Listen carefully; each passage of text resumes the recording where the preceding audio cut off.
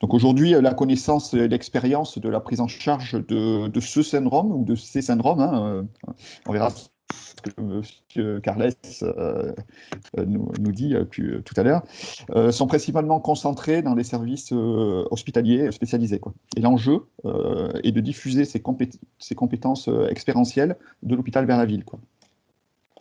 Dans les jours à venir, débutera une campagne d'information grand public avec un message clé.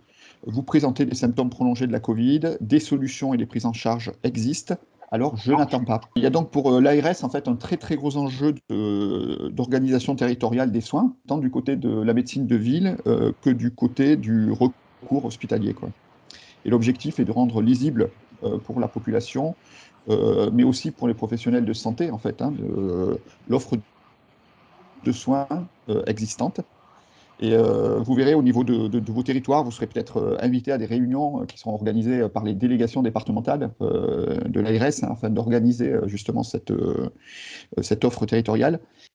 Et dans ce rôle, hein, dans ce lien indispensable entre la ville et l'hôpital, les plateformes territoriales d'appui vont avoir un rôle primordial pour accompagner notamment la prise en charge des patients les plus complexes, hein, mais on aura peut-être l'occasion d'en reparler tout à l'heure. Voilà. Et je vais vous mettre sur le chat l'adresse de l'Agora Social Club, en fait, parce qu'on a mis en place quand même une plateforme d'échange où vous pouvez trouver pas mal de documents, des documents nationaux, internationaux, mais aussi des documents qu'ont bien voulu partager les professionnels de santé de la région, dont le professeur Carles d'ailleurs, et ses équipes. Voilà, un grand merci. Cette formation s'intéresse à la notion de Covid long et effectivement, comme je le mets sur la première diapositive, ce terme de Covid long qui est largement diffusé dans la littérature anglo-saxonne sous l'appellation long Covid, hein, donc, et aussi un petit peu ce qui a été caractérisé par certains comme un terme un peu parapluie, à savoir qu'on y met un peu tout et on ne sait pas bien différencier, savoir de quoi on parle. Et c'est vrai qu'en médecine, c'est toujours important de bien préciser de quoi on parle quand on utilise un terme chapeau comme ça, comme Covid. Et donc, il y a différentes terminologies qui ont été proposées dans la littérature. Long hauler, qui veut dire porteur long du virus. Chronique Covid syndrome, hein, syndrome de Covid chronique, ou encore le PAX, le Post-Acute Covid Syndrome, qui est le plus utilisé dans la littérature avec Covid long, donc syndrome post-aigu du Covid. Alors, il faut qu'on s'entende un peu sur les termes. On a nous-mêmes adopté une terminologie proposée par d'autres, hein, et qui nous paraît correspondre assez bien au profil des patients et qui, dans un des papiers qui sont cités là, a été bien dessiné, entre guillemets, à savoir, ben, finalement, il y a une période qui est la période des 4 semaines qui suivent les premiers symptômes et où on est dans la phase aiguë, dans l'infection du SARS-CoV-2 lui-même. On est ensuite dans une phase entre la 4e semaine et le 3e mois post-Covid, dans lequel, quand les patients présentent toujours des symptômes, on est dans qu'on appelle... Oui, il y a des micros ouverts. On appelle des post-acute Covid syndrome, hein, Covid post-aigu. Et on verra qu'on n'a pas tout à fait la même approche des patients quand on est dans cette phase précoce, qui ne préjuge pas nécessairement de la suite. Et puis, au-delà de 3 mois, on est plutôt dans ce qu'on appelle le Covid long. Alors, tout ça, évidemment, c'est des conventions.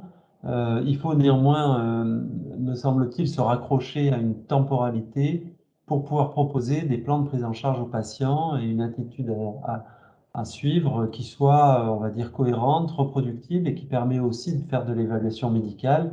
Et on a besoin de cette évaluation médicale parce qu'on est encore dans un temps assez précoce de la maladie. Donc, on va se référer plus ou moins à ces 3 temps, même si vous allez voir que dans la littérature, ce n'est pas toujours aussi clair. Alors, il y a une étude très récemment sortie, là, vous voyez, du 13 octobre, donc on est dans une certaine actualité, qui a revu toute la littérature existante sur cette notion de séquelles post-Covid. Et ce papier est assez éclairant dans la mesure où il regroupe vraiment toute la littérature qui a été publiée depuis, pas mars 2020, puisqu'on n'était pas encore dans les séquelles du Covid, mais enfin à partir du printemps 2020. Et donc, cette collection de littérature regroupe 57 études et plus de 250 000 patients, ce qui est déjà quelque chose de notable parce que pour une pathologie apparue depuis si peu de temps, on a déjà un corpus scientifique, une masse de données scientifiques assez impressionnante. Aucune maladie infectieuse, dans ses conséquences à moyen terme, n'a recueilli en aussi peu de temps autant de données médicales, plus de 250 000 patients et 57 études, c'est assez remarquable. Donc ça nous permet quand même d'avoir déjà un certain nombre d'informations.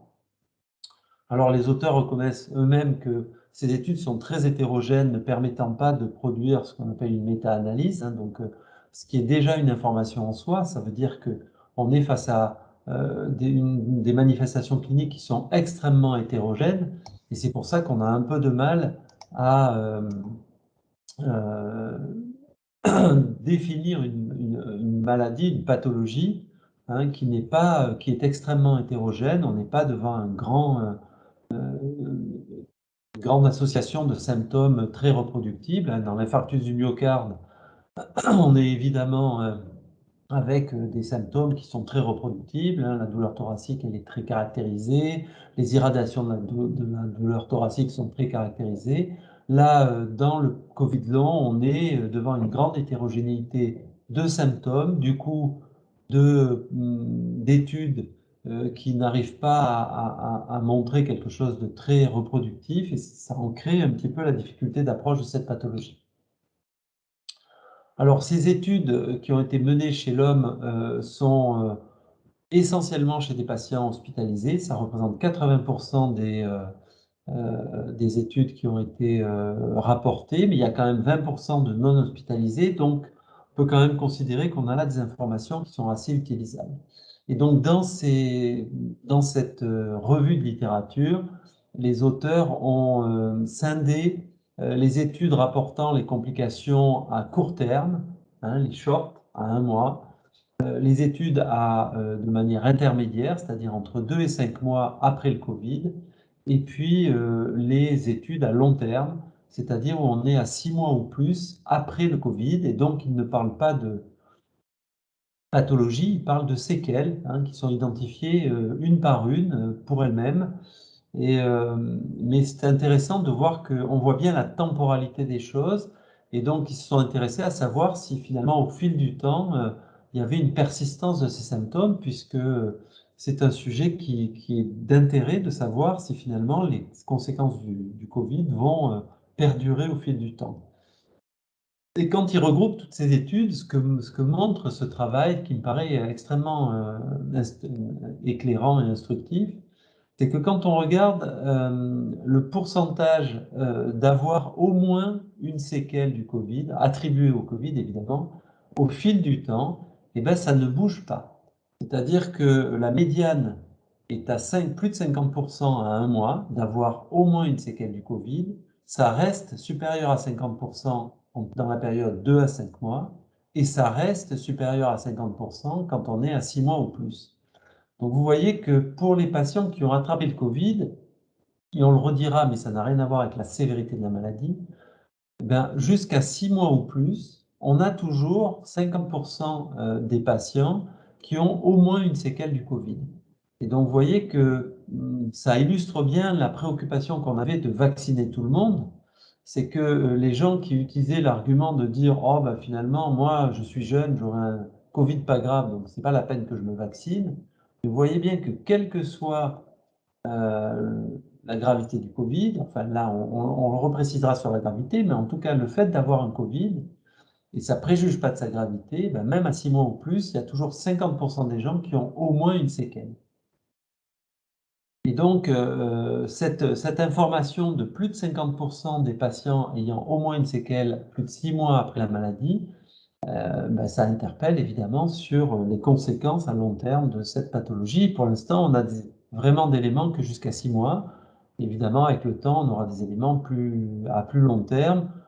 On espère qu'ils seront à la diminution, et puis on va essayer de mettre en perspective ces résultats. Alors, du coup, cette notion-là nous fait dire, ben alors, à quoi faut-il s'attendre en nombre de volume de patients en France? Et je me suis focalisé un peu sur les actifs. Parce qu'en fait, alors c'est dommageable évidemment pour tout le monde, mais on voit bien, et puis comme là, ça en est dans le cadre d'une formation pour la médecine du travail, on se place aussi dans la perspective de savoir ben, qu'est-ce que ça va générer comme arrêt de travail, comme conséquence sur le monde du travail, tout ça. Et donc, regardons pour les actifs ce à quoi on peut s'attendre. Vous avez là les chiffres sur le bandeau noir du nombre de cas et du nombre de décès en France au 17 octobre. J'ai essayé de me placer au plus près de la situation actuelle. Et donc en France, au 17 octobre, on a plus de 7 millions de cas qui ont été répertoriés et plus de 110 000 décès. Ce qui fait qu'il reste 7 millions de cas vivants. Donc des gens qui ont attrapé le Covid et qui sont survivants du Covid, on va dire, ça représente plus de 7 millions de personnes en France. Alors après, c'est de se dire, bon, mais ok, mais quel est le pourcentage d'actifs parmi ceux-là? Et en fait, on a du mal à avoir ce genre d'informations parce que ça évolue au fil du temps, hein. Les tranches d'âge touchées par le Covid, comme vous l'avez entendu, elles évoluent en fonction du temps. Donc j'ai repris les données de Santé publique France et de Covid Tracker, du coup, que j'ai essayé de vous simplifier pour avoir une information claire sur bah, qu'est-ce que ça touche au fil du temps, le Covid, quelle tranche de la population en termes d'âge.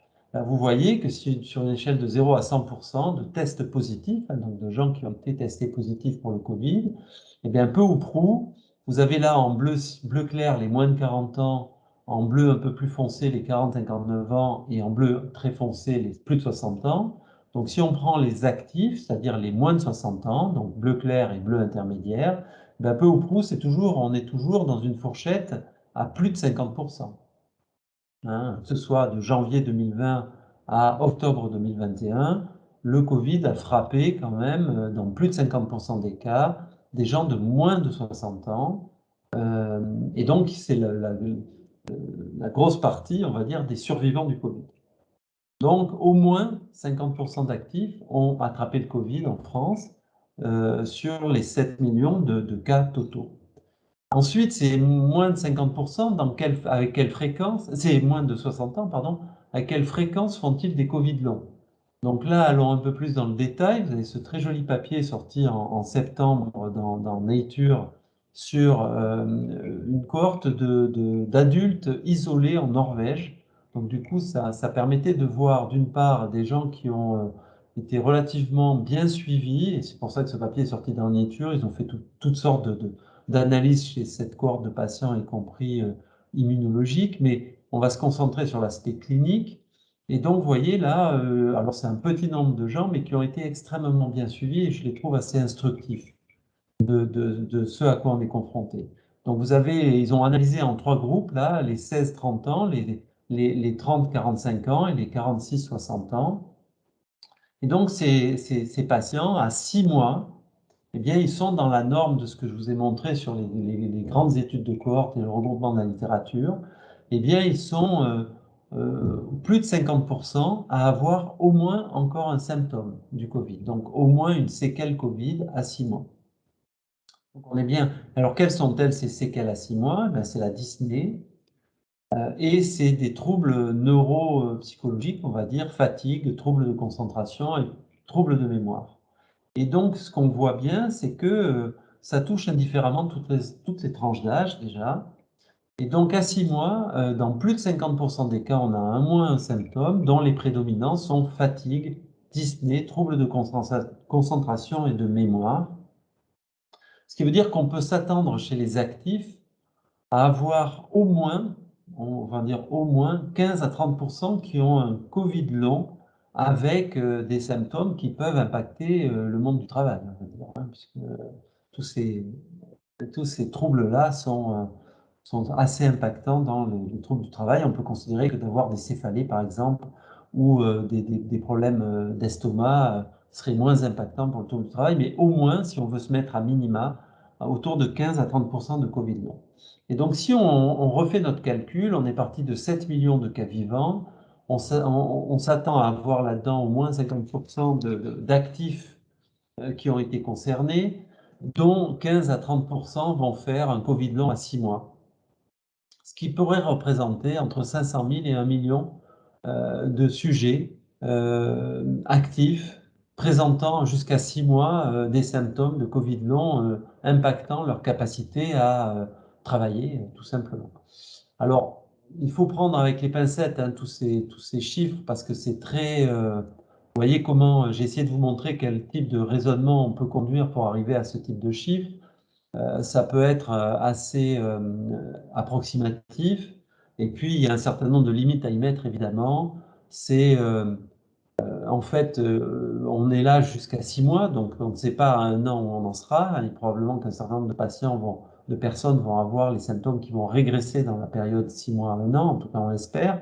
Donc ça ne préjuge pas à 1 an du nombre de personnes présentant ces Covid longs.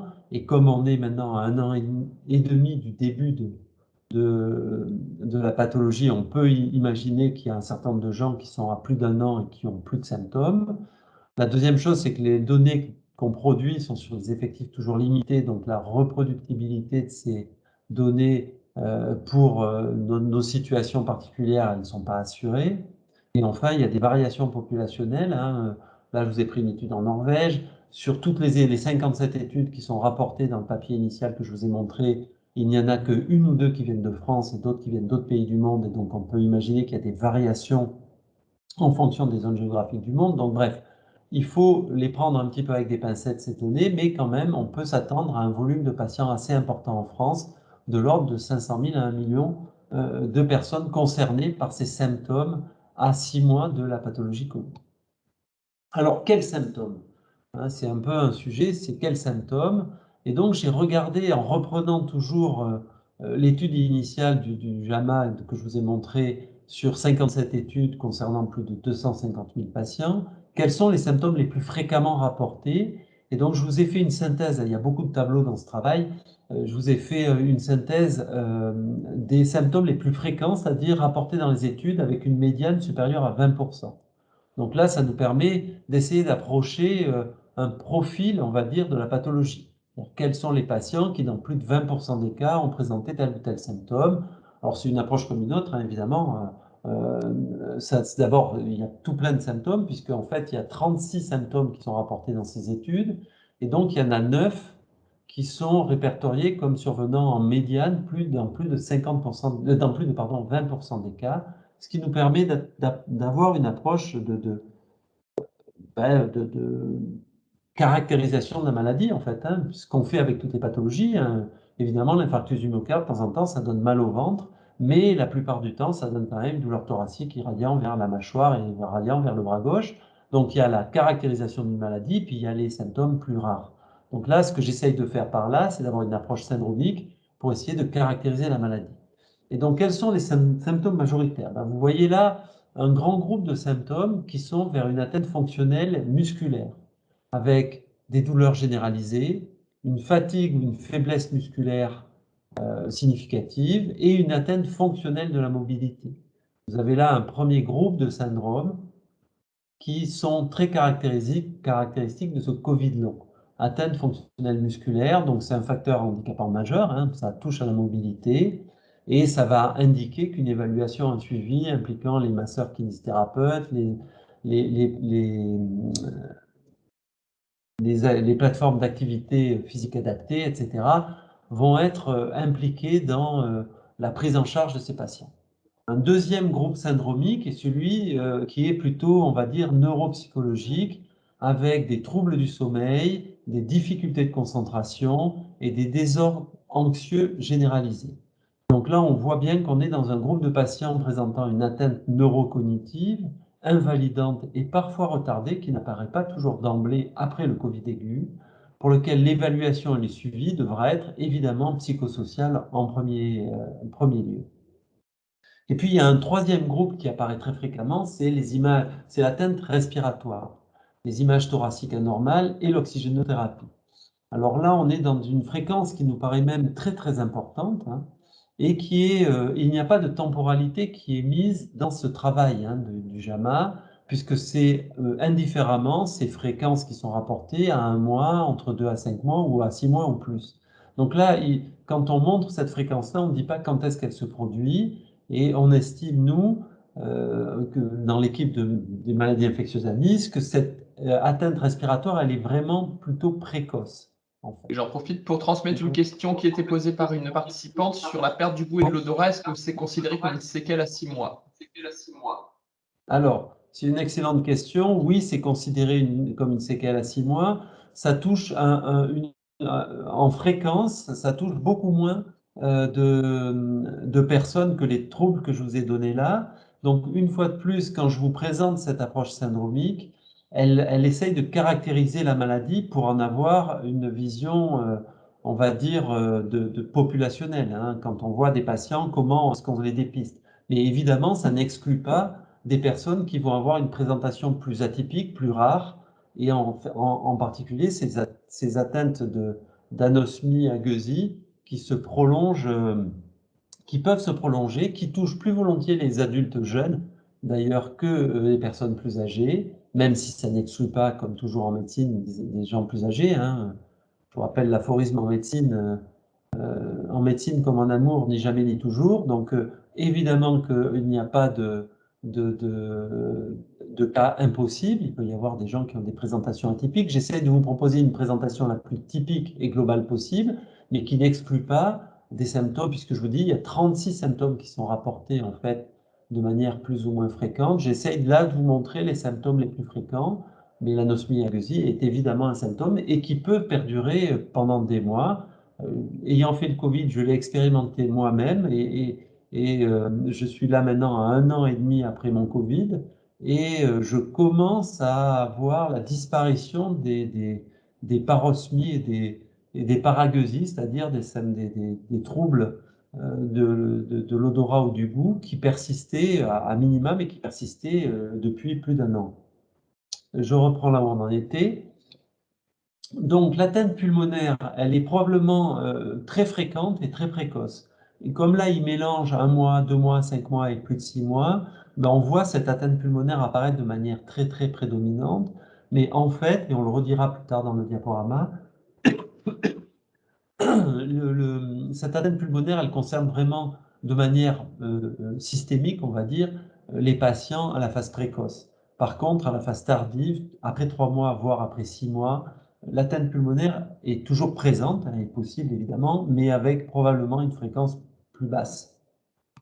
C'est rapporté d'ailleurs dans la plupart des études. Et puis il y a le 9e symptôme, puisque je vous ai parlé de 9 symptômes là et j'en ai tracé que 8. Le 9e symptôme qui apparaît à plus de 20% de fréquence, c'est l'alopécie. Et la perte des cheveux est quelque chose qui est vécu de manière très pénible par les patients et qui est assez fréquente, hein. Dans plus de 20% des cas, il y a des patients qui, à 3 ou 4 mois de leur Covid, voient leurs cheveux tomber en fait.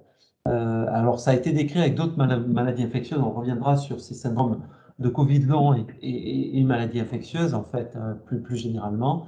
Mais dans le Covid, ça a l'air très, très, très fréquent, puisque ça touche plus d'un patient sur 5 qui va, et plus particulièrement les femmes, qui vont perdre leurs cheveux dans les 3 à 4 mois qui suivent. Et pour l'instant, on ne sait pas si ça repousse après. On ne sait pas si c'est une alopécie définitive ou transitoire. Voilà, donc là, on a une certaine caractérisation que nous propose ce travail-là, déjà de la pathologie. Alors, comment on peut approcher d'une façon plus, on va dire, temporelle le problème? C'est en regardant les études qui ont rapporté à plus de 3 mois les symptômes les plus fréquents. Là, c'est un papier de Nature Medicine qui a été sorti au printemps, qui regroupe les pathologies à plus de 3 mois. Alors, donc là, on est dans des études qui regroupent des patients d'âge moyen 56 à 60 ans, 38 à 48% de femmes, et dont 4 à 20% ont été des sujets ayant été en réanimation. Alors là, à plus de 3 mois, on a les 3 quarts des patients qui ont encore au moins un symptôme. On a comme symptôme prédominant la fatigue, et cette notion de fatigue qui, on voit bien, va impacter le monde du travail, hein, est très fréquente puisqu'elle touche entre 40 et 60% des gens. La dyspnée, et pas l'insuffisance respiratoire, la dyspnée est un symptôme très fréquent dans 20 à 40% des cas. Et l'anxiété-dépression ou les insomnies sont aussi des symptômes très fréquents dans 20 à 30% des cas. Donc vous voyez qu'on retrouve un petit peu les grands syndromes dont je vous ai parlé juste avant. Et puis enfin, il y a des symptômes moins fréquents, bon, les céphalées qui sont souvent attestés mais qui sont peu rapportés là au-delà de 3 mois. Et puis la chute des cheveux dont je vous ai déjà parlé et que vous retrouvez bien là. Donc la chute des cheveux, c'est vraiment à la fois un symptôme mineur et un symptôme qui impacte assez fréquemment et de manière assez pénible les patients. Alors, dans les symptômes après 3 mois, il y a ces troubles neurologiques avec la fatigue qui est probablement, enfin, en tout cas, il y a beaucoup d'hypothèses sur une origine plutôt centrale que périphérique. Vous avez là une proposition de physiopathologie de cette fatigue impliquant l'interleukine 1 et des heat shock protéines. Je ne vais pas rentrer dans les détails, mais qui touche plus de 50% des patients, donc cette fatigue, elle est très importante. Et puis, il y a une fatigue mentale, hein, ce qu'on appelle le brain fog, le brouillard mental, qui est fréquemment, régulièrement rapporté par les patients, qui toucherait donc 20 à 25% des patients après 3 mois, pour lequel on n'a pas pour l'instant d'explication précise et surtout pas de thérapeutique spécifique à proposer. Rien n'a été identifié à ce niveau. Alors par contre, les neurologues proposent pour la récupération, la réhabilitation cérébrale, un certain nombre de points d'intérêt pour la santé cérébrale et la protection cérébrale. Et ils pointent l'exercice, ils pointent la stimulation cognitive, ils pointent le sommeil, ils pointent une approche diététique et ils pointent la connectivité sociale. Et vous voyez que je trouve que c'est quand même pas inintéressant, même si ça paraît, bon, voilà, on n'a pas un comprimé à donner aux patients, hein, mais on voit bien que stimulation cognitive et connectivité sociale sont des sujets à garder à l'esprit quand on est face à ces patients, parce que finalement, ils arrivent en disant j'ai du mal à me concentrer, j'ai des troubles du sommeil, je n'arrive plus je suis dans une espèce de brouillard cérébral, et en fait, leur proposer des arrêts de travail et les sortir de leur milieu et les sortir de leurs interactions sociales, c'est pas forcément les aider, me semble-t-il, et au contraire, il faut bien réfléchir à quelle balance on peut faire entre le fait de prendre en compte leur inaptitude au travail et le fait de les laisser dans un milieu qui va être une partie du traitement, en fait, par la stimulation cognitive et la connectivité sociale. Donc voilà, simplement réfléchir un peu à ces problématiques. C'est pas simple, hein, on n'a pas de réponse toute faite, mais avoir ça en tête. Alors, il y avait une question dans ce qui m'avait été proposé aussi de parler des séquelles respiratoires. Alors, une fois de plus, à part les patients qui très initialement ont des grosses séquelles respiratoires, qui sont passés en réanimation, qui ont vraiment une pneumonie très délabrante initiale, la problématique au-delà de 3 mois de l'insuffisance respiratoire chronique n'est pas nulle, elle n'est pas inexistante, mais elle n'est pas au premier plan. Vous avez comme là, dans ce papier fait par les Suisses, une patiente qui a 3 mois a des séquelles respiratoires et pulmonaires graves, avec les images caractéristiques, c'est des images de fibrose pulmonaire avec une distorsion architecturale, des réticulations, des nids d'abeilles. On voit bien ces images en nids d'abeilles là dans le poumon, avec des bronchectasies comme vous la voyez là, d'attraction liées à la fibrose, et puis des zones de faible atténuation pulmonaire très délimitées, voilà, comme ça, éparses dans le poumon. Donc, on a ce type d'image à 3 mois, mais c'est assez rare. C'est des patients qui, d'emblée, avant même les 3 mois, sont suivis par des pneumologues parce qu'après leur pneumonie aiguë, ils ont présenté des signes de besoin d'oxygène prolongé, d'intolérance à l'effort avec des essoufflements majeurs qui ont été rapidement mis en compte, sur le compte de séquelles respiratoires et des scanners itératifs. Donc ça, ce n'est pas des patients qu'on découvre. C'est des patients qui sont déjà dans un parcours de soins assez bien identifié. Et donc à 6 mois, donc là on a vu à 3 mois un peu où on en était. Alors où on en est à 6 mois, je propose de détailler un peu plus une cohorte chinoise là, qui a été publiée dans le Lancet en début d'année, qui était assez bien fait puisqu'il y a, comme vous le voyez là, 1733 patients qui ont été suivis avec des questionnaires. dont 390 qui ont eu en plus des tests respiratoires et iconographiques. Et donc là, on a un suivi à 6 mois assez bien fait sur un gros volume de patients. Alors ces patients, ils étaient comment? 68% avaient reçu de l'oxygène, mais pas tous. Donc 4% étaient allés en réa et on avait une légère prédominance masculine, comme souvent dans les cohortes Covid. Eh bien, ce qu'on voit, c'est que 76% à 6 mois ont toujours au moins un symptôme. Donc, vous voyez, quand on regroupe toutes les études, c'est variable, forcément, ça va de 25 à 80%, avec une médiane à 50%. Là, dans cette cohorte, on était à 75% des patients avec au moins un symptôme, et puis dans ces symptômes à 6 mois présents, très majoritairement la fatigue. Donc la fatigue, ça reste quelque chose à 6 mois qui est très prédominant. Vous voyez, on a dans plus de 10% des cas des troubles du sommeil, une chute des cheveux et une dysosmie, pour répondre à la question de tout à l'heure, c'est toujours présent. Dans 5 à 10% des cas, des palpitations, des douleurs articulaires, un trouble d'appétit du goût, une confusion, une diarrhée, des douleurs thoraciques. Donc vous voyez qu'on peut avoir des troubles digestifs, même s'ils ne sont pas très fréquents, mais ils ne sont pas impossibles. Et puis dans moins de 5% des cas, des troubles de la déglutition, des douleurs, des rages cutanées, des myalgies et des céphalées. Donc vous voyez, le cadre est très hétérogène, c'est pour ça que j'ai essayé de vous interpeller sur une présentation plus syndromique, mais avec toujours la fatigue au premier plan. On voit aussi au 6e mois que dans un quart des cas, les patients ont des troubles, quand on les teste à la marche, ils ont des performances qui sont dans un quart des cas inférieures à celles attendues. Et ça s'associe avec, dans un quart des cas, des douleurs et de la gêne évaluées sur d'autres questionnaires et de l'anxiété et dépression importante. Alors par ailleurs, on voit dans cette cohorte que la mobilité semble moins impactée que le test de la marche ne le montre. Donc vous voyez que quand on est à 6 mois, et on va le redire, on est largement dans des patients que ça impacte moins dans leur vie de tous les jours, même s'ils ont toujours des symptômes. C'est certainement à prendre en compte aussi. Et ceux qui sont le plus anxieux et dépressifs sont ceux qui ont eu la prise en charge initiale la plus agressive, c'est-à-dire soit intensif ou réanimation, puisqu'ils ont eu de l'oxygénation au débit ou voire de la ventilation mécanique. Alors, il y a toujours des symptômes respiratoires, puisque des gens qui ont une dyspnée légère à modérée, c'est toujours un quart des patients. Et quand on les explore, on retrouve encore 10% de gens qui ont des critères de syndrome restrictif ou de troubles de la diffusion. Donc tout ça, ça montre que oui, il peut y avoir des conséquences respiratoires à long terme, ça concerne moins de patients, et puis on ne sait pas sur ces cohortes de patients, puisque personne évidemment n'est testé de manière systématique avant le Covid, de savoir quel est le pourcentage dans ces patients-là qui avaient déjà des troubles de la diffusion ou un syndrome restrictif avant d'avoir fait le Covid.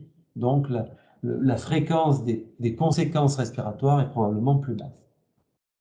En plus, ceux qui ont ces troubles pulmonaires sont plus fréquemment ceux qui avaient eu, là aussi, de la ventilation agressive pour leur Covid. Enfin, quand on regarde les échelles de qualité de vie, on voit que les gens sont grosso modo autour de 80% si on se base, d'après eux, évidemment, sur un 100% qui aurait été leur état avant le Covid. Donc, il y a toujours une impaction du Covid à 6 mois sur la qualité de vie des gens, même si elle semble être plutôt modérée. Alors, le commentaire numéro 1 qu'on peut faire à ça, c'est qu'on retrouve les grands syndromes dont je vous avais parlé, un syndrome fonctionnel ou physique avec fatigue, douleur, trouble de la marche, intolérance à l'exercice, un groupe neuropsy avec de l'anxiété, dépression et de l'insomnie, et puis un groupe respiratoire avec peut-être des patients qui gardent un syndrome restrictif et possiblement en rapport avec de la fibrose pulmonaire. Mais on voit que tous ces groupes-là il y a probablement des passerelles, puisque le groupe neuropsy, anxiété, dépression, insomnie, oui, mais on ne sait pas si la dyspnée que certains patients attestent et qui est plus importante, vous le voyez là, que les atteintes respiratoires objectives qu'on peut dépister avec des tests, la dyspnée peut être aussi liée à un trouble de la commande centrale au niveau cérébral, de la commande respiratoire, entraînant une hyperventilation, de la même façon que la fatigue, comme je vous l'ai montré sur une diapo précédente, peut être aussi un trouble central de la fatigue et non pas une atteinte directement musculaire liée au Covid. Donc vous voyez, sur le plan physiopathologique, il y a peut-être des passerelles, mais en tout cas sur le plan syndromique, on voit bien qu'on a 3 syndromes.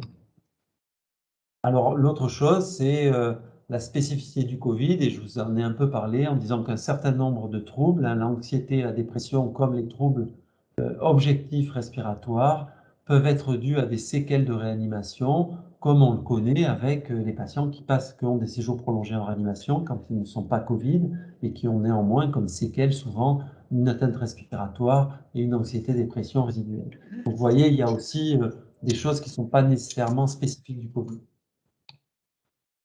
Alors, autre façon d'approcher la problématique des symptômes du Covid long, c'est ce travail très récemment sorti, début octobre, dans Lancet Respiratory Medicine, qui étudie à 6 mois après hospitalisation 4 groupes de patients. Vous avez un groupe sans oxygène, qui a été hospitalisé sans avoir reçu d'oxygène. Vous voyez que l'attitude par rapport aux patients Covid a été très diverse. Au début du Covid, on hospitalisait beaucoup les gens, même s'ils n'avaient pas besoin d'oxygène. On a compris avec le temps que ces patients-là, ils pouvaient rester à domicile.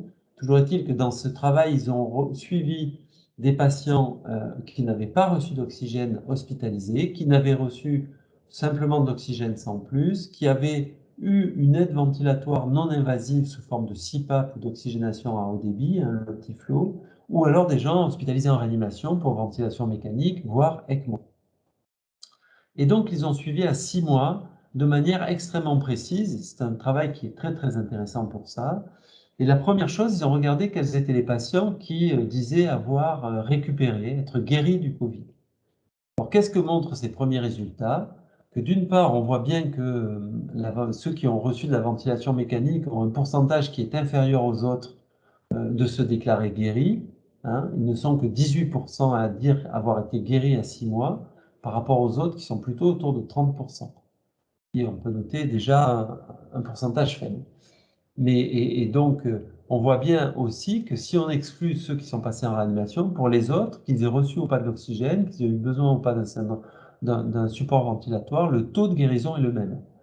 Des gens qui se déclarent guéris à 6 mois, il y en a le même pourcentage qu'on ait ou pas reçu d'oxygène. Et donc, on voit bien qu'il n'y a pas de lien avec la gravité de la maladie dans la suite en termes de Covid long, avec un pourcentage de guérison qui est faible, inférieur à 40%. La deuxième chose qu'on peut noter, c'est que les patients à 6 mois rapportent 7 à 10 symptômes quand on les suit de manière très précise.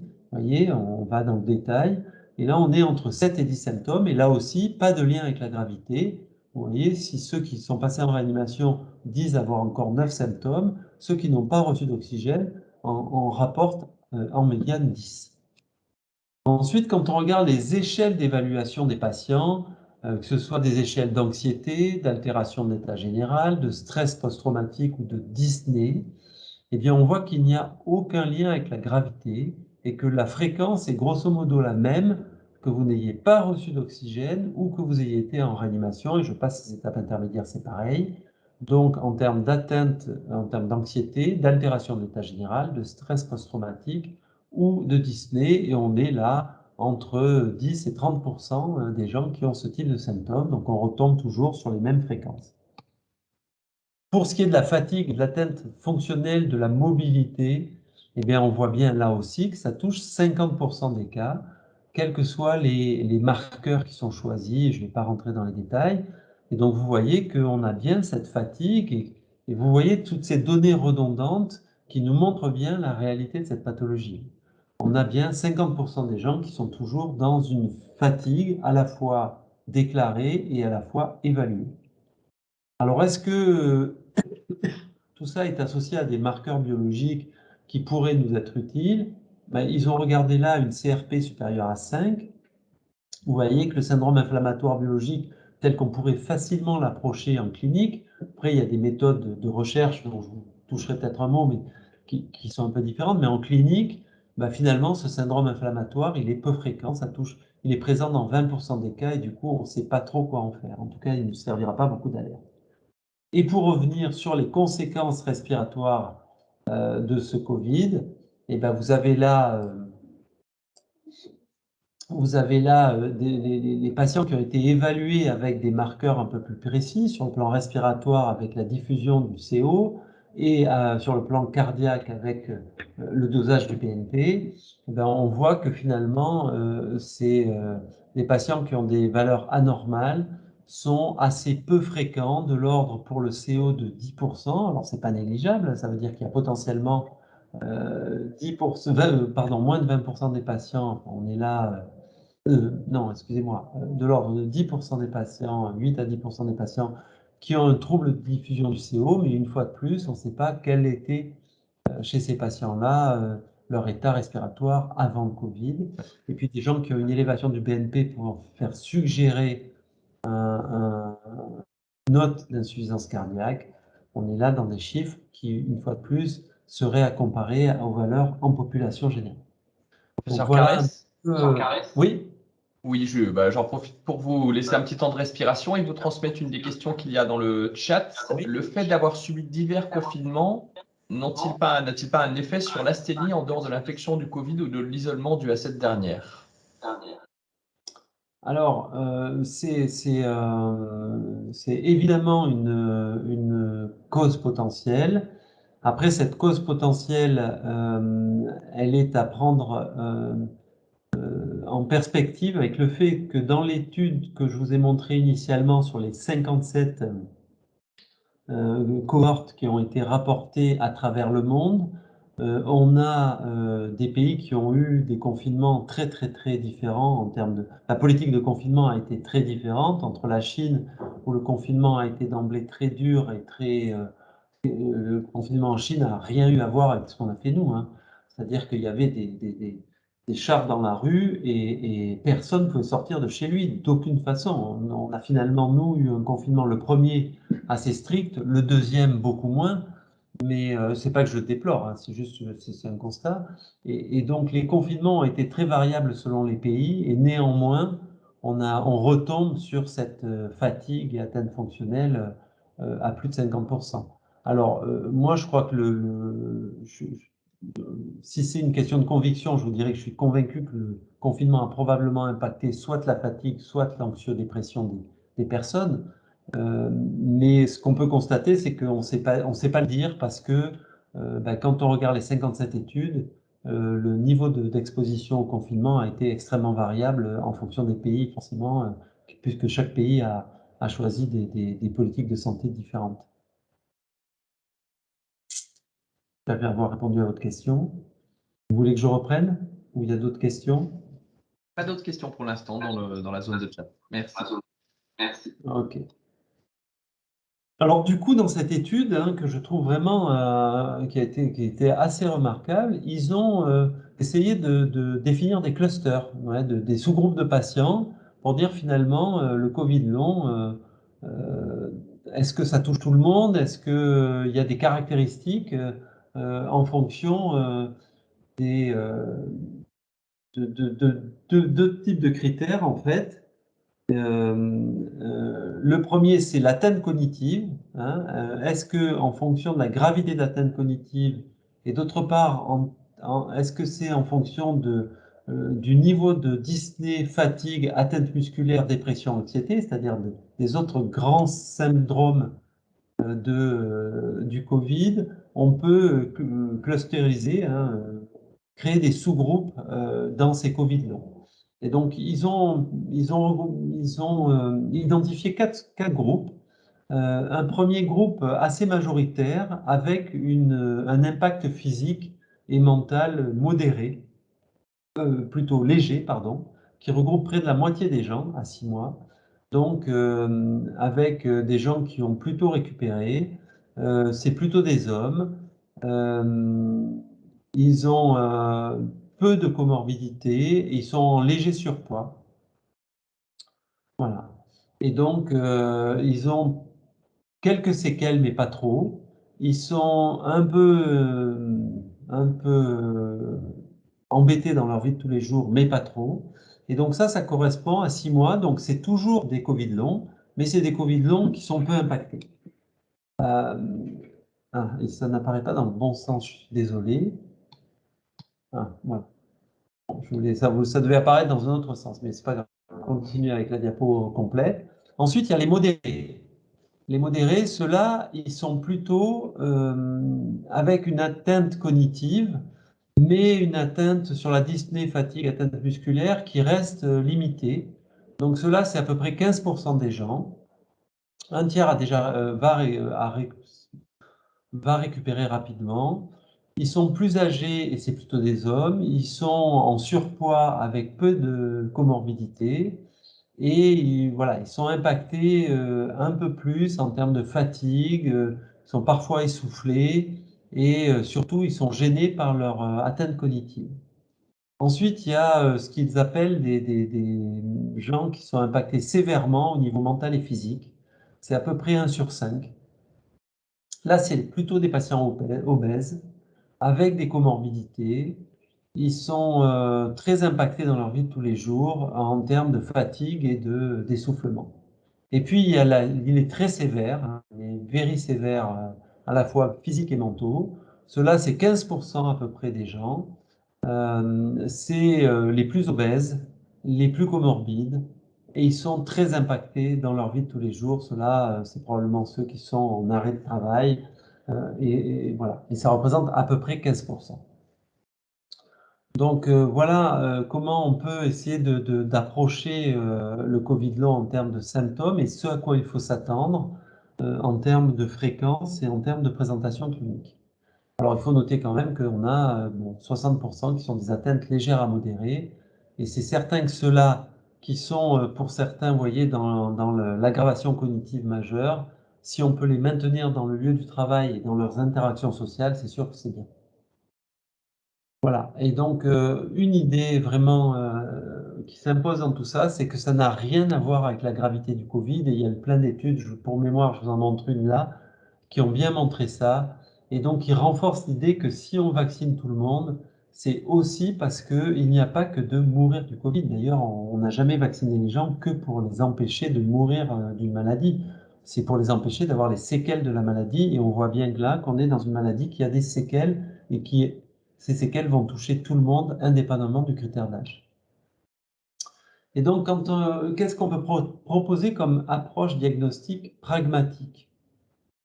Alors, la première chose, quand vous êtes face à quelqu'un qui vous dit je viens parce que j'ai des conséquences de mon Covid, je suis malade, il faut s'assurer de la réalité de la maladie, en fait. Parce que surtout en 2020, hein, c'est moins vrai maintenant en 2021, mais en 2020 où il y a eu des tests moins disponibles et où on connaissait moins bien la maladie, ben, il y a beaucoup de gens qui étaient persuadés d'être malades du Covid, mais en fait, sans qu'on ait vraiment de preuves objectives de ça. Et donc, dans un premier temps, il faut s'assurer de la réalité de la maladie, c'est-à-dire rechercher si le patient a à vous produire une PCR+, avec des symptômes compatibles, ou alors s'il a une sérologie, ou si vous-même lui avez fait faire une sérologie pour vérifier qu'il a bien des anticorps attestant du fait qu'il a le Covid. La deuxième chose, c'est il est important dans un dossier médical de ces patients de dater la maladie. Je vous ai montré la temporalité de cette maladie et de l'interprétation qu'on peut faire des symptômes au fil du temps. Et donc, on a besoin de savoir quand est-ce qu'il a fait la maladie. Donc ça, c'est un élément qui est vraiment déterminant. Et après, on verra si on se place dans le mois qui suit la maladie aiguë, dans les 3 mois ou dans 6 mois ou plus par rapport à cette maladie. Ensuite, il faut donc caractériser entre 1 et 3 mois et plus de 3 mois. Il faut répertorier le parcours médical souvent riche du patient. Et ces patients-là, ils ont souvent déjà beaucoup consulté.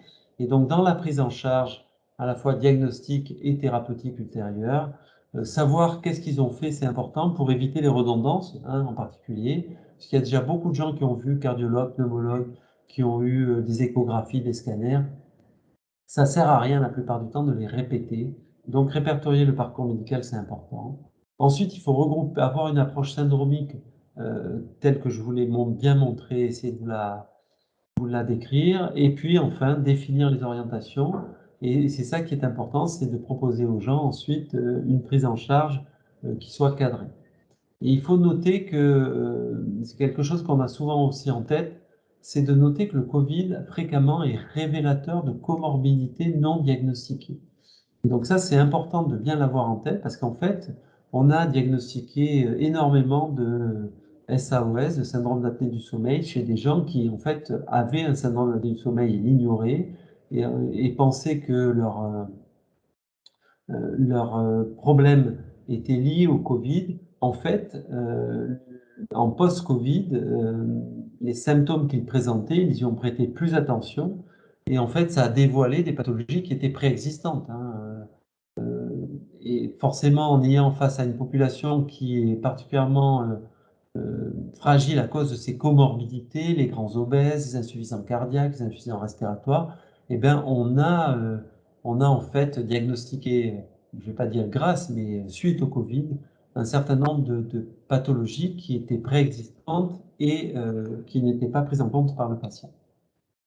Alors, pour vous montrer comment on approche, nous, ces patients, en fait, notre population cible, c'est les patients demandeurs d'une prise en charge médicale pour des symptômes qu'ils attribuent à la Covid. Et donc, il faut s'assurer que les symptômes étaient apparus après l'infection.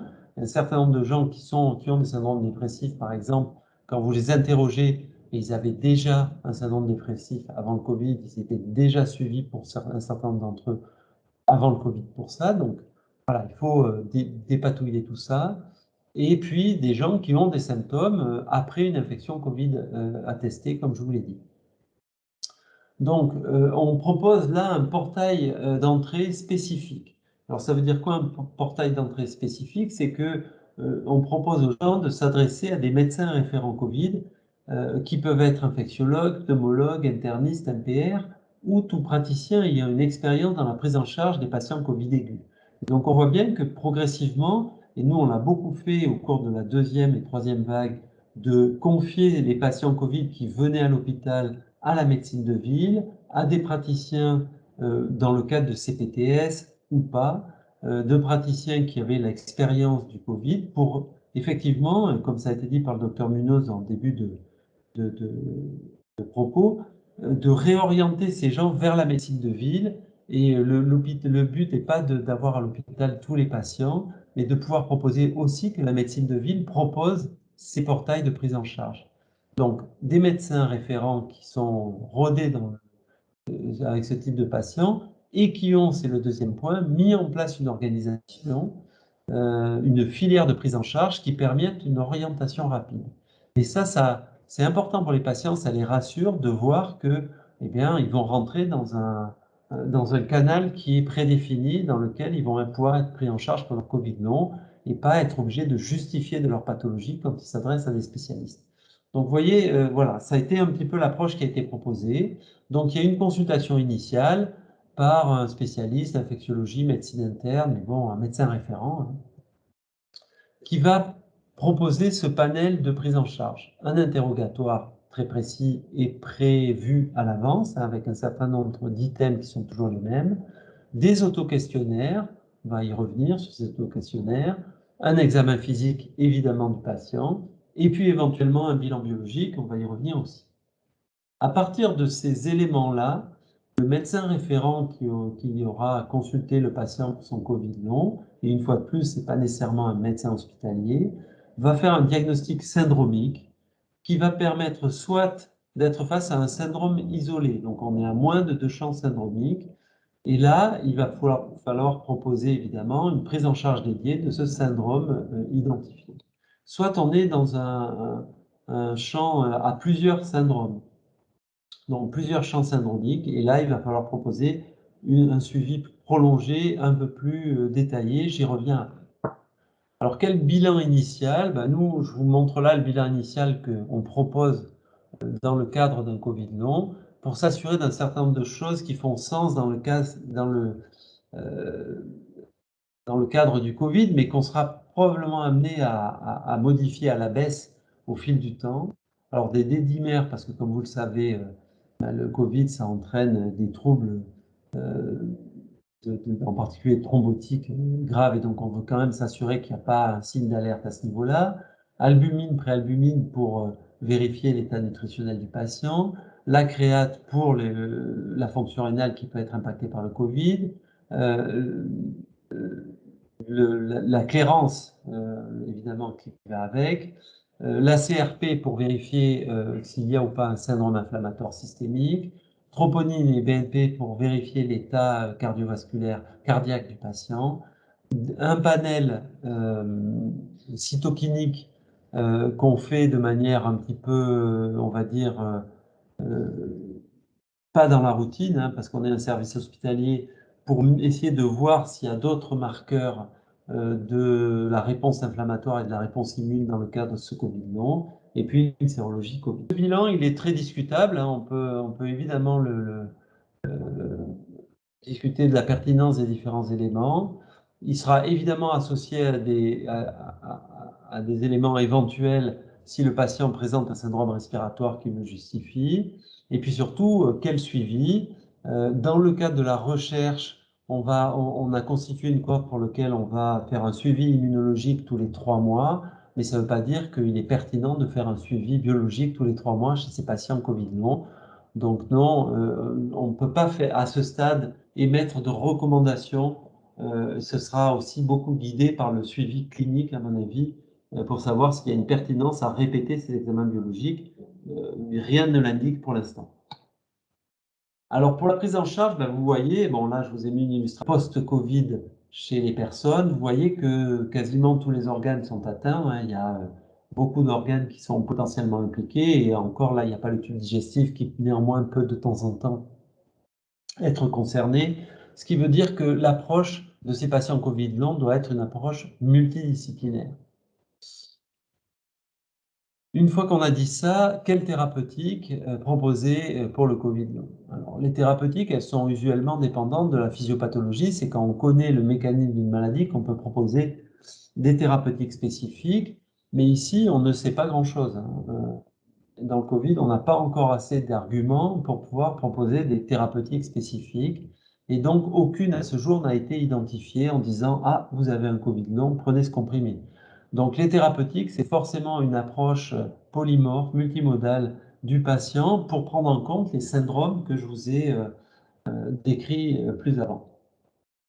C'est un peu dommage parce que ce syndrome, enfin la fatigue chronique qui semble être le premier symptôme, et en tout cas ce syndrome post-infectieux qui est le Covid long, est connu en termes d'entité depuis longtemps et sous l'étiquette de syndrome de fatigue chronique post-infectieux.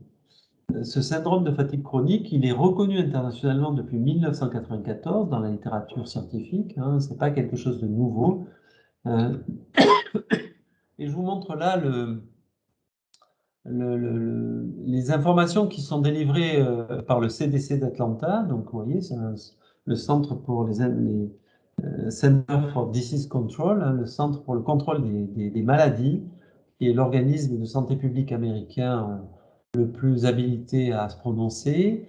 Vous trouverez ça d'ailleurs sur le site du CDC sans problème, qui caractérise ce syndrome de fatigue chronique, et ça bien avant le Covid, comme étant donc la plupart du temps après une pathologie infectieuse, mais aussi après d'autres maladies, un syndrome qui associe quoi? Qui associe une fatigue durant 6 mois ou plus. Vous voyez que ça ressemble bien à ce dont on parle, qui associe un malaise, donc une intolérance à l'exercice physique, qui associe des troubles du sommeil, en particulier avec un repos non compensateur, plus au moins soit des troubles de la mémoire ou une difficulté à se concentrer et une intolérance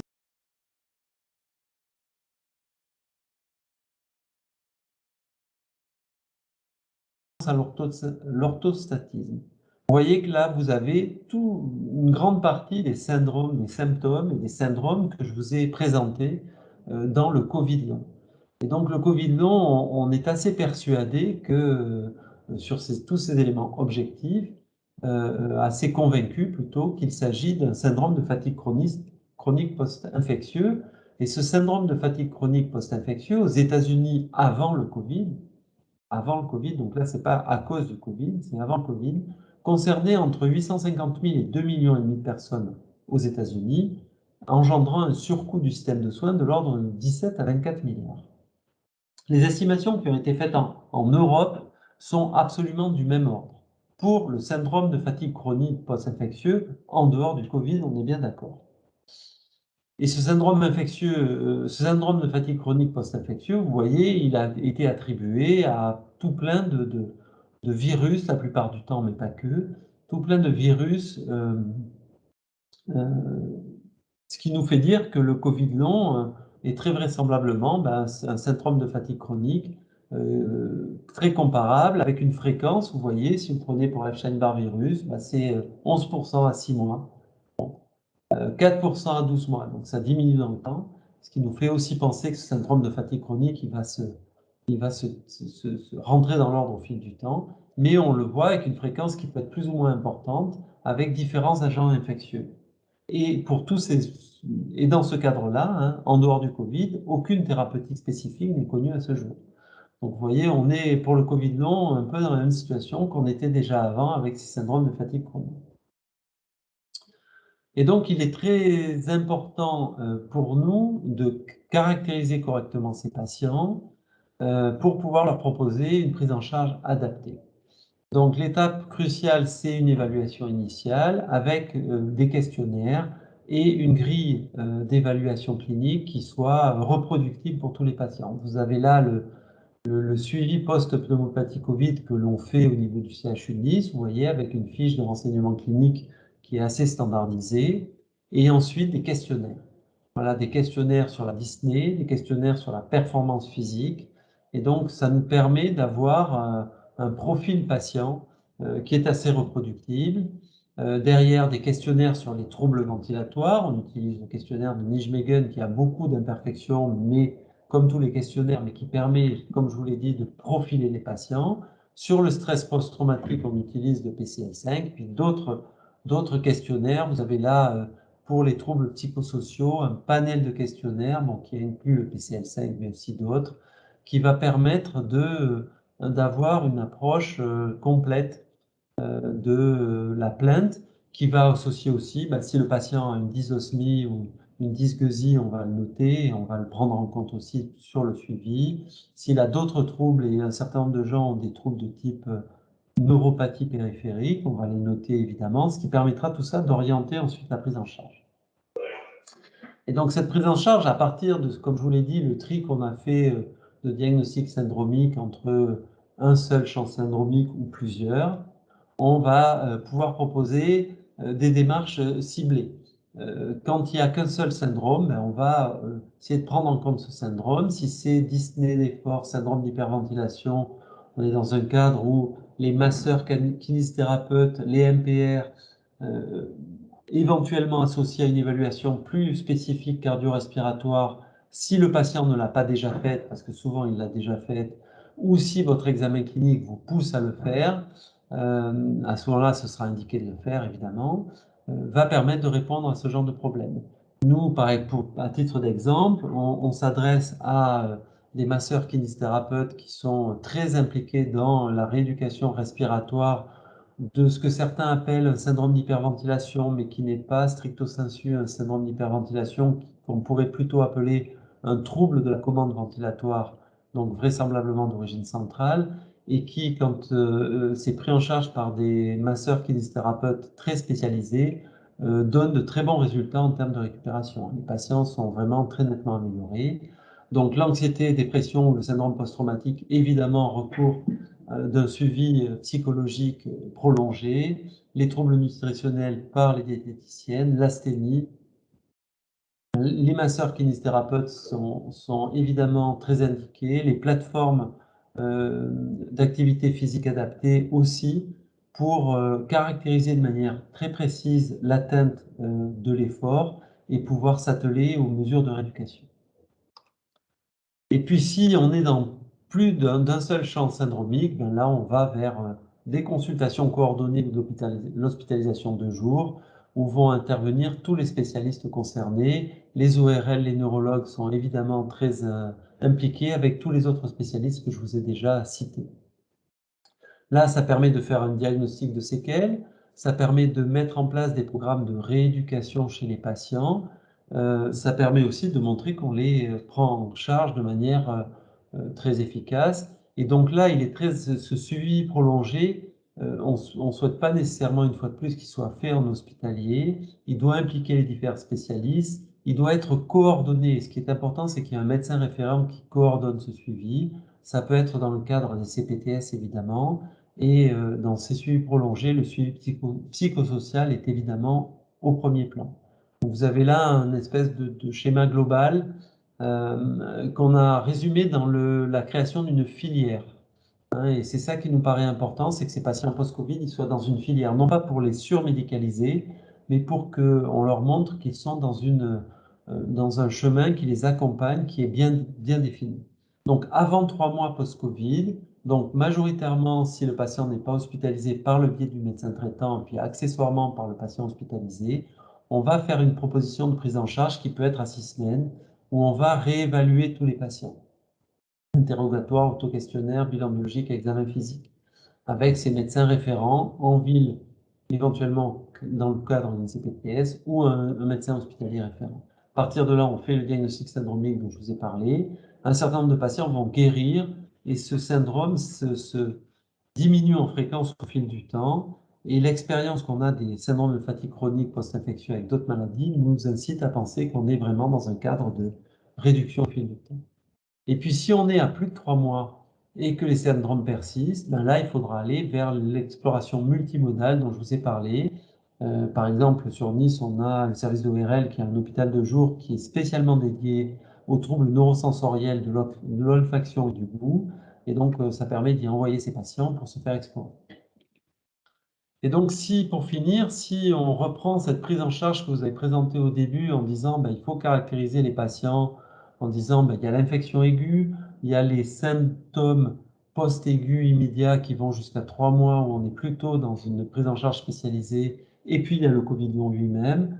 Quand on synthétise la prise en charge, pour le Covid, à la phase très initiale, dans le Covid aigu, on est dans l'oxygénation, l'anticoagulation, une réhabilitation précoce et des corticoïdes éventuellement. Dans la phase subaiguë, on va dire, entre 4 semaines et 3 mois, eh bien, on est vraiment dans les prises en charge spécialisées de pneumologie, de cardiologie, de MPR pour ces patients qui sont en convalescence de leur Covid.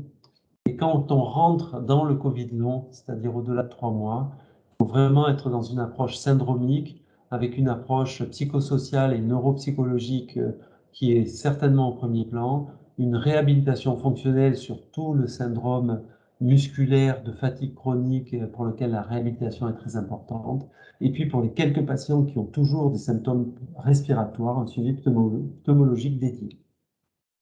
Il y a 4 objectifs importants qu'il faut vraiment garder en tête, à mon avis, pour ces patients, si on veut éviter d'en faire une maladie qui par excès, on va dire, c'est ne pas nier les troubles, parce que vous voyez bien que maintenant qu'on a plus de 57 études dans plus de 10 pays au monde et plus de 250 000 patients, on sait que le Covid long, c'est une vraie réalité, et donc ne pas nier les troubles, proposer un suivi, limiter le nomadisme médical et éviter l'enquistement dans cette maladie qui peut ensuite déboucher sur des troubles, on va dire, neuropsychiatriques d'enquistement, donc à éviter absolument. Et alors une question m'avait été posée, et puis j'en finirai là, puisqu'on n'a pas de traitement spécifique, est-ce que le vaccin modifie ces Covid longs? On n'a pour l'instant pas énormément de données. Il y a des cas rapportés à droite à gauche. Je trouve cette série de cas rapportés très récemment dans Annals of Internal Medicine assez éclairant là-dessus. Donc, ils ont suivi alors, de manière très, très précautionneuse. Donc là, c'est un suivi qui est vraiment assez bien fait. Et ils ont regardé à 8 mois après le Covid, chez les gens, c'est en Angleterre, chez les gens qui ont reçu une dose de vaccin. Donc 38 patients, 8 mois après le Covid, qui ont un Covid long et qui ont reçu une dose de vaccin. Et ils regardent si ça améliore, si ça change rien ou si ça aggrave les symptômes. Donc vous avez en vert intermédiaire, ceux chez qui ça ne change rien, qui sont très clairement une majorité. Pas d'effet de la dose vaccinale sur les symptômes de Covid long. Une petite minorité qui est améliorée par la dose vaccinale qui est après, et en particulier le brain fog, vous voyez, les symptômes ORL, l'insomnie, et la fatigue semblent être améliorées chez on va dire, un quart des patients qui ont été vaccinés. Et puis une toute petite minorité qui là représente plutôt 1 sur 5, mais pas sur tous les symptômes, hein, qui eux disent que ça les a aggravés. Et on trouve essentiellement le brain fog, la fatigue et les douleurs musculaires. Donc voilà, vous avez, pour ce qui est du vaccin et du Covid long, ce qu'on en sait à ce jour. Donc nous, on n'a pas constaté de choses particulières. La plupart des gens, ça les laisse indifférents, la vaccination. Certains Covid longs disent qu'ils ont été améliorés, et certains disent que ça les a aggravés. Donc c'est un peu la roulette russe pour l'instant, si on peut dire. Et voilà les données factuelles qu'on a sur ce sujet-là. Écoutez, je crois que j'en ai fini avec ma présentation, donc si vous avez des questions, elles sont les bienvenues. Quand on fait un Covid long après un schéma vaccinal complet, y a-t-il moins de Covid long? Et quelles sont les études qui montrent que la vaccination protège du Covid long? Écoutez, pour l'instant, moi de ce que j'en sais, je vous l'ai montré là, hein. Il y a une étude qui a été faite sur le brain fog, les troubles neuropsychologiques, mais qui était une étude plutôt centrée sur l'immunité des gens et qui a montré qu'après la vaccination, ceux qui avaient des symptômes neuropsychologiques avaient un renforcement très très notable de leur immunité, alors même qu'ils avaient une immunité qui semblait plus fragile avant la vaccination par rapport à des patients asymptomatiques. Donc, il semblait être, et donc, il y avait un renforcement très important de leur immunité, mais ils n'adressaient pas beaucoup, ils ne pointaient pas beaucoup dans ce travail les symptômes cliniques. Ah, je crois que le docteur Guillemin a débloqué son micro là. Et donc, voilà, moi je trouve que cette série de cas de Annals of Internal Medicine nous montre bien le côté aléatoire qu'on a à utiliser la vaccination pour promouvoir ou pas, enfin non, à utiliser, pardon, la régression du Covid long pour promouvoir ou pas la vaccination. Je pense que la vaccination, il faut la faire. S'il faut la faire, on sait pourquoi. Et le Covid long ne représente pas un facteur de risque d'aggravation à cause de la vaccination. Voilà. Si vous pouviez, professeur Carles, me donner des coordonnées ou si vous vouliez venir sur nos groupes de travail, ce serait très intéressant parce qu'on a un manque de connaissances des effecteurs sur le terrain qui s'occupent du Covid long. Et donc, ça, on a besoin de rencontrer… écoutez, moi, je suis volontiers pour participer si mon emploi du temps me le permet.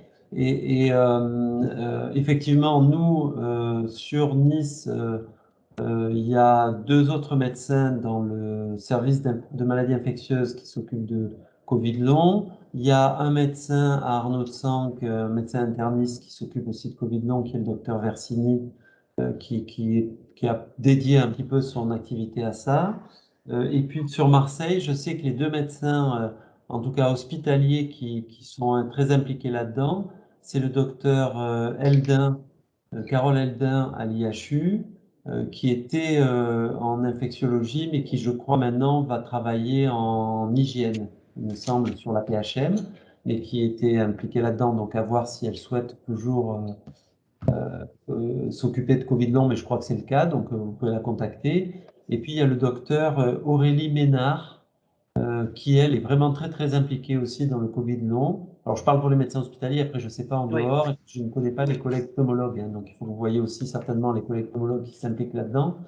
Mais donc le docteur Aurélie Ménard, qui est à cheval entre, si je peux dire, enfin qui est partagé entre l'IHU et l'hôpital Nord. D'accord. Pour confirmer, alors que effectivement la PHM est très impliquée sur la prise en charge des Covid longs.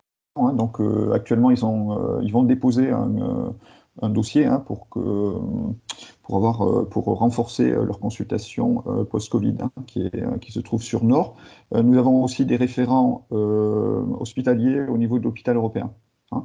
Donc ça ne veut pas dire que tout est structuré pour l'instant, mais ça commence à se structurer. Et il existe déjà des consultations spécialisées hospitalières, notamment dans les Bouches-du-Rhône, hein. Il y en a aussi dans le Var, naturellement à Nice, enfin les Alpes-Maritimes, hein, vous êtes parmi ceux qui avaient le plus réfléchi et structuré notamment les liens entre la ville et l'hôpital. Pour les cas complexes, maintenant nous avons commencé à organiser nos plateformes territoriales d'appui.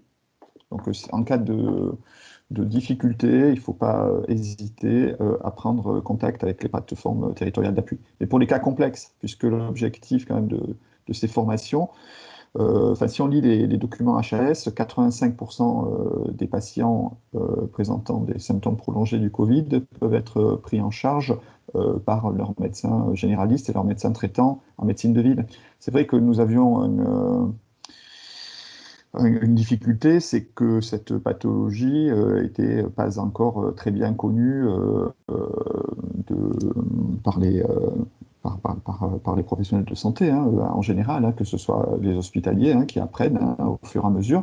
Et naturellement, cette information et cette expérience doit diffuser, je pense, hein, et c'est l'objet de toutes ces formations, de l'hôpital maintenant vers la ville. Et je pense que de plus en plus de médecins généralistes seront à même de commencer la prise en charge. L'objectif à terme, c'est de proposer des recours hospitaliers, voire des pôles d'expertise, du côté du CHU de Nice et du côté du CHU de la PHM pour les cas les plus complexes, quoi. Là, du coup, je profite pour poser la question que j'avais posée sur le chat. Vous n'avez pas évoqué les Covid longs et adolescence. Donc, certaines associations nous alertent sur ce sujet. Est-ce qu'on a une idée de la prévalence? Est-ce que vous, en tant que clinicien, vous avez eu affaire déjà à ce type de patient? Merci. Alors, oui, effectivement, c'est un vrai sujet de préoccupation parce que vous avez vu la flambée du Covid sur les populations plus jeunes qui respectent moins les gestes barrières, qui se sentent pas concernés parce que ça va pas être grave chez eux.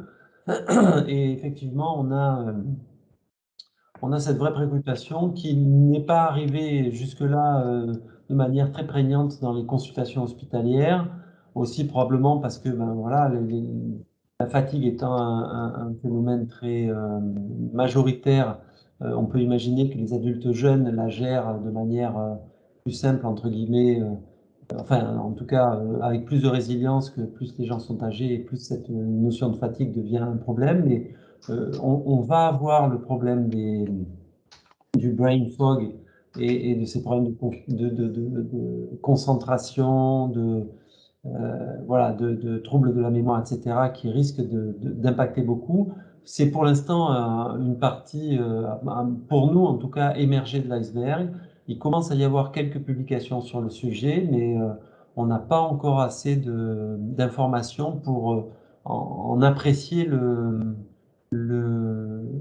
l'ampleur en fait. Et puis avec toujours le sujet de combien de temps ça va durer, c'est-à-dire on sait qu'il y a encore une forte fréquence des symptômes après 6 mois. On voit bien que la pathologie régresse avec le temps, mais qu'il y aura probablement des gens qui vont être porteurs à long terme. On a eu en début d'année dernière un papier sur syndrome de fatigue chronique et cytomégalovirus chez les adolescents qui est sorti dans Clinical Infectious Disease, qui montre bien qu'il y a, voilà, c'est un phénomène récurrent post-viral qui ne concerne pas que le Covid, qu'on avait du mal à apprécier pour les autres pathologies infectieuses parce que ça paraissait un peu fréquent et un peu périphérique. Et évidemment qu'avec le Covid, ça nous interpelle beaucoup plus là-dessus, donc ça va nous aider à avoir des meilleures notions, mais on a des notions encore un peu imprécises sur le sujet. On va discuter avec les pédiatres d'ailleurs pour voir qui prend en charge en fonction de l'âge ce type de sujet, mais il n'est pas impossible, je n'ai pas eu de retour de mes collègues pédiatres, qu'il y ait une partie de ces gens qui aillent sur des consultations pédiatriques et pas sur des consultations adultes. Ouais, non, je n'ai pas de référence sur les Alpes de Haute-Provence. Je vous conseille de contacter la plateforme territoriale d'appui. J'en profite en fait, pour les départements périphériques où on n'est pas encore sûr que les équipes spécialisées hospitalières seront en mesure de prendre en charge, d'assurer ces prises en charge multidisciplinaires.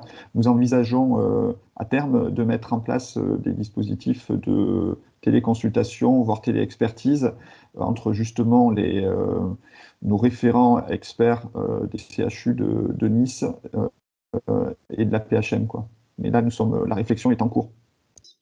Juste, si je peux dire un mot général pour dire qu'il faut bien comprendre de tout ça qu'à la fois c'est une vraie pathologie qui va concerner beaucoup de gens et à la fois il ne faut pas trop surjouer sur la notion de la gravité. On a vraiment des catégories de patients très différents avec des patients qui récupèrent progressivement et qu'il ne faut surtout pas désocialiser et qu'il faut accompagner dans leur reprise d'activité. Et puis quelques patients qui ont des formes très sévères et très invalides. C'est pour ça que la catégorisation en cluster là, proposée par l'équipe anglaise me paraît assez pertinente. Il y a un faible pourcentage qui va avoir des symptômes très sévères et pour lesquels il va falloir proposer des suivis spécialisés multimodaux bien tracés. Et pour les autres, effectivement, d'une manière générale, tout doit partir de la médecine de ville. Hein. Donc nous, on vient là entre guillemets, en expertise complémentaire, et puis un certain nombre de patients, ça les rassure d'avoir un avis spécialisé en second temps. Mais il faut absolument arriver à organiser ça au niveau des PTA, des plateformes territoriales d'appui sur la médecine de ville. Une question aussi sur la différence de syndrome particulier suivant le type de variant. Alors ça aussi, c'est un sujet de questionnement plus que de réponse, malheureusement. On a déjà beaucoup de difficultés à savoir finalement, parce qu'avant ça, on s'est posé la question de savoir s'il y avait des différences de présentation selon les variants. Hein, nous, on s'était posé la question sur le variant anglais par rapport à la souche commune initiale. Ensuite, la question s'est posée avec le variant indien par rapport au variant anglais, enfin le variant Delta, pardon, en l'occurrence. Mais en fait, vous voyez, sur la sévérité, on voit bien qu'avec le variant Delta, on a à la fois moins de patients hospitalisés, mais c'est beaucoup lié à la vaccination, et des patients de réanimation qui, dans notre expérience, semblent se présenter de manière plus sévère. Donc moins de patients en réanimation, mais plus sévères. Donc tout ça, ça rend très fragile toutes les discussions pour savoir déjà sur la présentation elle-même de la maladie, entre les différents variants, s'il y a des différences très très notables. Les grandes études de population entre la souche commune et le variant dit anglais, semblait montrer qu'il y avait une très légère augmentation de la présentation. Les variations se font surtout sur la transmissibilité, la contagiosité, plus que sur des variations sur la forme de la maladie. Je dirais qu'il n'y a pas de notion à ce jour qui nous permette d'affirmer qu'il y ait des différences de présentation selon les variants et certainement pas sur la fréquence de survenue des Covid longs. Donc là, pour l'instant, on n'a aucune information nous permettant de dire qu'il y ait des différences. Et d'ailleurs, une grande partie des Covid longs qu'on suit pour l'instant, je vais dans le sens de ce que disait l'orthophoniste, du coup, j'imagine, sur l'intérêt de l'orthophonie là-dedans. Et évidemment, hein, évidemment que l'orthophonie fait partie des armes. Alors nous, on passe par à Nice, si vous le connaissez, on passe par le centre Pompidou, là, le centre mémoire, dans lequel il y a des orthophonistes, des psychologues, des psychiatres. Voilà, on évalue à la fois les problèmes de cognition et donc les orthophonistes ont toute leur place dans ce parcours de rééducation, bien sûr. Merci, professeur Carles. Merci à tout le monde. Merci à l'ARS pour le soutien et la proposition de formation. Le replay sera disponible du coup dans quelques semaines après pour le temps de validation de la vidéo. Voilà. Merci à tout le monde. Bonne journée. Merci, professeur Carles.